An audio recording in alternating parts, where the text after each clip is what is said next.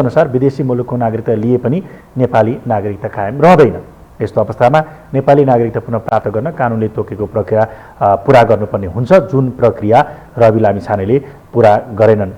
उनले प्राप्त गरेको नेपाली नागरिकता अमेरिकी नागरिकता जुन थियो त्यो त्याग गरेको कुराको विधिवत जानकारी सम्बन्धित अधिकारी अर्थात् प्रमुख जिल्ला अधिकारीलाई नदिएको अदालतले जनाएको छ र उनले प्राविधिक रूपमा हेर्ने हो भने यहाँ नै गल्ती गरेका छन् र यसैमा प्रश्न उठ्दै गर्दाखेरि अन्ततोगत उनको पद खारेज भएको अवस्था छ र रवि लामिछानेको यो पद गुमेपछि अहिले राष्ट्रपाले आन्तरिक छलफल थालेको अवस्था छ र आन्तरिक छलफलमा जुटेका छन् राष्ट्रिय स्वतन्त्र पार्टीका नेताहरू र यो सबैले मान्नुपर्ने र यो फैसलालाई आत्मसात गर्नुपर्ने भनेर प्रतिक्रिया दिँदै गर्दा उनीहरूले यो फैसलालाई लिएर र अब आगामी कदमलाई लिएर एउटा आन्तरिक छलफल गरेको अवस्था छ र अघि पनि भने मैले सर्वोच्च परिषदमा नाराबाजी समेत भएको अवस्था थियो भने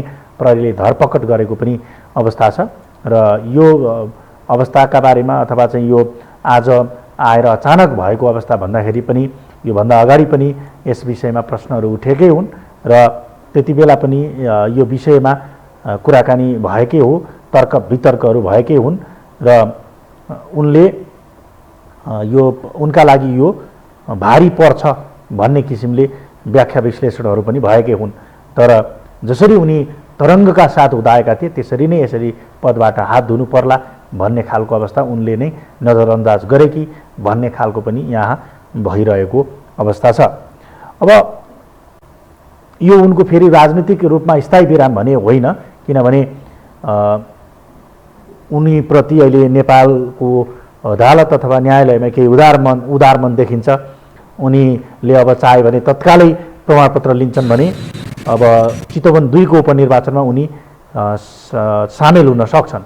त्यसो हुँदै गर्दा उनले यही सिम्प्याथीमा यही संवेदनामा फेरि जितेर आउन सक्छन् र उनको यात्रा पुनः सुरु हुन सक्छ। यसमा कुनै प्रश्न हुन सक्छ, तर एउटा नैतिक प्रश्न भने उनीसँग उठेको छ, किनभने उनी जानी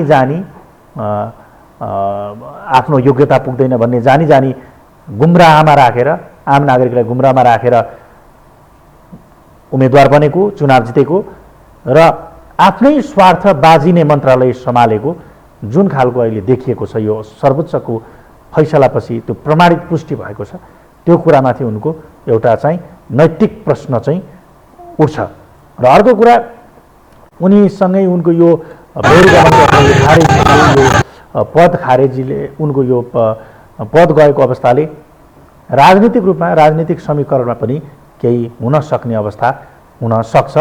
किनभनेदेखि अब स्वत रूपमा रवि लामिछाने पदमुक्त भएका छन् पार्टीबाट पनि र उनको पार्टीको यो जुन अध्यक्ष पद छ उनको त्यो सकिएको छ, त्यो पनि त्यसो हुँदै गर्दाखेरि आन्तरिक पार्टीमै आन्तरिक नयाँ समीकरण अथवा आन्तरिक खालको नयाँ तरङ्ग उत्पन्न होला अथवा त्यो खालको अवस्था नबन्ला भन्न सकिँदैन भने त्यसको प्रभाव राष्ट्रिय राजनीतिमा अथवा चाहिँ अब एउटा सत्ताघटक दल बन्दै गर्दाखेरि त्यसमा नपर्ला अथवा समीकरणमा नहोला भन्न सकिँदैन।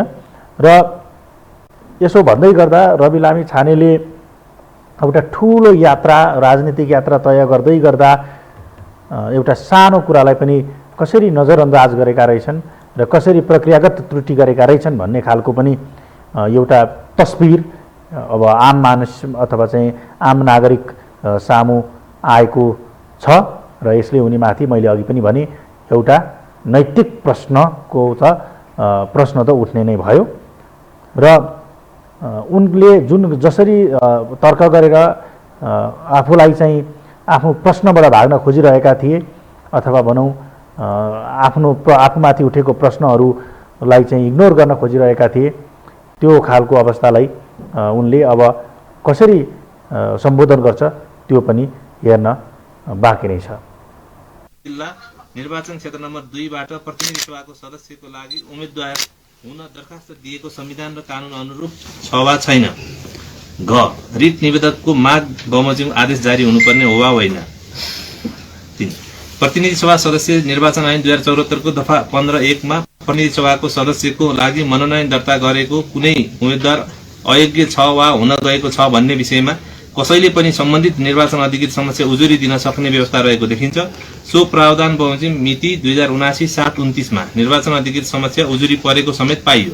सो उजुरीमा निर्वाचन आयोगबाट तत्काल कुनै निर्णय नभई निर्वाचनको परिणाम घोषणा भएपछि सो परिणाम आइसकेकोले यो विषय सर्वोच्च अदालतको संवैधानिक इजलासको क्षेत्राधिकारभित्र परेको भनी तामेलीमा राखेको देखियो। नेपालको संविधानको धारा 87(1) तथा प्रतिनिधि सभा सदस्य निर्वाचन ऐन 2074 को दफा 12 बमोजिम प्रतिनिधि सभाको सदस्य पदका लागि उम्मेदवार हुन योग्य मानिनका लागि अन्य कुराको अतिरिक्त नेपाली नागरिक हुनु अनिवार्य रहेको र सो तथ्य रीतपूर्वक क्रियाशील रहेको नागरिकताको प्रमाणपत्रबाट मात्र पुष्टि हुने देखिन्छ। नेपालको संविधानको धारा 90 ले धारा 87 बमोजिमको अयोग्यताको प्रश्नको निरूपण सर्वोच्च अदालतको संवैधानिक इजलासले गर्ने व्यवस्था गरेको छ। संविधानको धारा 137(2) ख अन्तर्गत संघीय संसदको निर्वाचन सम्बन्धी विवाद हेर्ने अधिकार यस इजलासलाई प्रदान गरेको अवस्था समेत रहेको छ। नेपाली नागरिकको प्रतिनिधित्व गर्ने व्यक्ति कानूनी रूपमा नेपाली नागरिकको रूपमा राजनीतिक अधिकार प्रयोग गर्न सक्ने हैसियतको हो वा होइन भन्ने कुरा सार्वजनिक सरकारको विवाद हुनु स्वाभाविक देखिन्छ। प्रस्तुत विवादमा संविधान र कानूनको व्याख्या सम्बन्धी गम्भीर र महत्त्वपूर्ण प्रश्न समेत सन्निहित रहेको पाइयो। निवेदकले निर्वाचन अधिकृत समक्ष दिएको उजुरीको तथ्य तथा कानूनी आधारमा प्रवेश गरी निर्वाचन आयोगबाट निर्णय भएको अवस्था समेत देखिएन। तसर्थ यो विषयको निरूपण संविधान सम्मत तवरबाट हुनुपर्ने भएको सन्दर्भमा प्रस्तुत विवादलाई सार्वजनिक सरकारको विवादको रूपमा स्वीकार गरी यस इजलासबाट निरूपण गर्नु मनासिब देखियो। अब 4 प्रत्यर्थी रवि लामिछानेले वंशजको आधारमा 2050 सालमा नेपाली नागरिकताको प्रमाणपत्र लिएको देखिन्छ। निजले 2070 साल सन् 2014 मा अमेरिकी नागरिकता लिएको र तत्पश्चात 2075 सालमा अमेरिकी नागरिकता त्याग्ने प्रयोजनका लागि नेपाल स्थित अमेरिकी दूतावासलाई सूचना दिई मिति 75/3/14 को जानकारीका आधारमा अमेरिकी नागरिकता त्यागेको कुरामा विवाद देखिएन। निजले नेपाली नागरिकता पुनः कायम गर्न नेपाल नागरिकता ऐन 2063 को दफा 11 तथा नेपाल नागरिकता नियमावली 2063 को नियम 11 बमोजिमको प्रक्रिया पूरा गरेको देखिँदैन। नेपालको संविधानको धारा 13 ले नागरिकताको प्राप्ति, पुनः प्राप्ति र समाप्ति संघीय कानून बमोजिम हुने व्यवस्था गरेको छ। नेपाल नागरिकता ऐन 2063 को दफा 10 मा आफूखुसी विदेशी नागरिकता लिएमा अथवा एकैसाथ नेपाली र विदेशी मुलुकको नागरिक हुने अवस्थामा नेपाली नागरिकता नरोजेमा नेपाली नागरिकता कायम नरहने प्रष्ट व्यवस्था रहेको देखिन्छ। विदेशी मुलुकको नागरिकता लिएपछि नेपाली नागरिकता कायम रहँदैन। विदेशी मुलुकको नागरिकता आफू खुसी लिएको वा नेपाली नागरिकता त्यागेको दुवै अवस्थामा नेपाली नागरिकता कायम रहँदैन। यस्तो अवस्थामा नेपाली नागरिकता पुनः प्राप्त गर्न कानूनले तोकेको प्रक्रिया पूरा गर्नु नै पर्ने हुन्छ। नेपाल नागरिकता ऐन 2063 को दफा 11 मा कुनै नेपाली नागरिकले विदेशी मुलुकको नागरिकता प्राप्त गरेपछि पुनः नेपालमा आई बसोबास गरेको र विदेशी मुलुकको नागरिकता त्यागेको निस्सा तोकिएको अधिकारीलाई दिएमा त्यस्तो निस्सा दर्ता भएको मितिदेखि निजको नेपाली नागरिकता पुनः कायम हुनेछ भन्ने व्यवस्था रहेको देखिन्छ। तर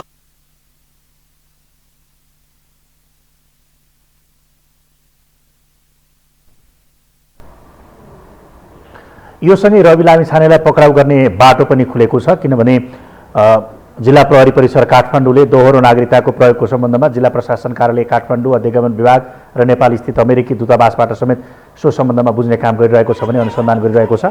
लामिछानेले दोहोरो नागरिकता र पासपोर्ट लिएको कुरा यसअघि नै बाहिर आइसकेको थियो।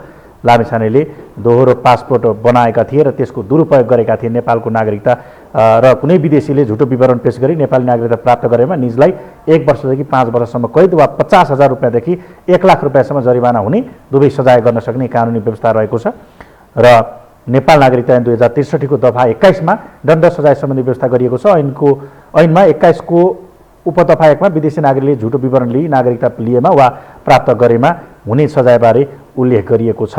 र अब अहिले यो अनुसन्धानको विषयमा गरिसकेपछि र लामिछानेले आफू खुसी अमेरिकाको नागरिकता लिई नेपाली नागरिकता त्याग गरिसकेपछि पनि एकै समयमा पुरानै नेपाली नागरिकता प्रयोग गरी पासपोर्ट लिएको पाएपछि सो सम्बन्धमा प्रहरीले पनि अनुसन्धान गरिरहँदाखेरि अदालतले नै यो नागरिकता चाहिँ गलत हो भनिसकेपछि उनीमाथि पक्राउ गर्ने बाटो पनि अहिले खुलेको छ। र अहिलेको अवस्थामा अब उनी राष्ट्रिय स्वतन्त्र पार्टीको अध्यक्षबाट उनले खारेज भएको छ। सभापति पदबाट उनी पदच्युत बनेका छन् र पार्टीको आन्तरिक रूपमा भने अब भूमिकाबारे, उनको पदीय भूमिकाबारे भने पार्टीले आन्तरिक रूपमा छलफल गर्नेछ र निर्णय गरेर निर्वाचन आयोगमा पठाउनेछ। निर्वाचन आयोगमा पनि यो आंशिक आदेशबारे जानकारी भइसकेको छ र अब बाँकी कुरा राजनीतिक दल सम्बन्धी कुरा भने निर्वाचन आयोगले त्यसमा निर्णय लिनेछ।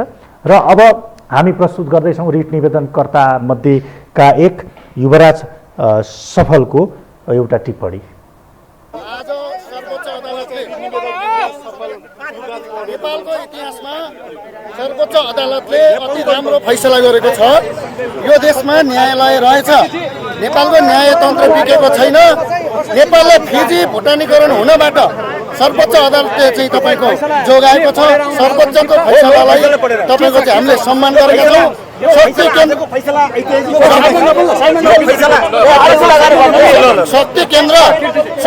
लागेको थियो।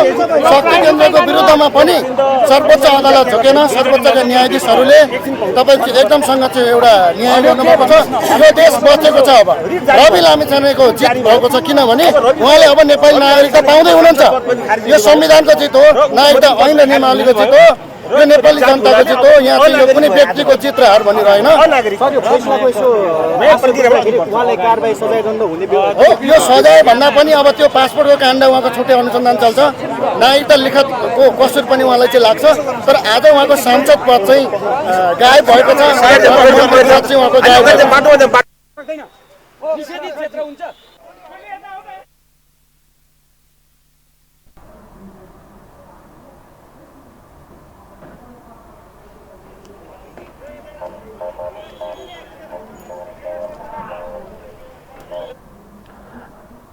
यो फैसलासँगै विभिन्न टीका टिप्पणीहरू सुरु भइरहेका छन्। आफ्नो विश्लेषणहरू अदालतको फैसला लिएर आफ्ना तर्क वितर्कहरू अहिले जारी छन् र विभिन्न आफ्ना धारणाहरू प्रस्तुत भइरहेका छन्।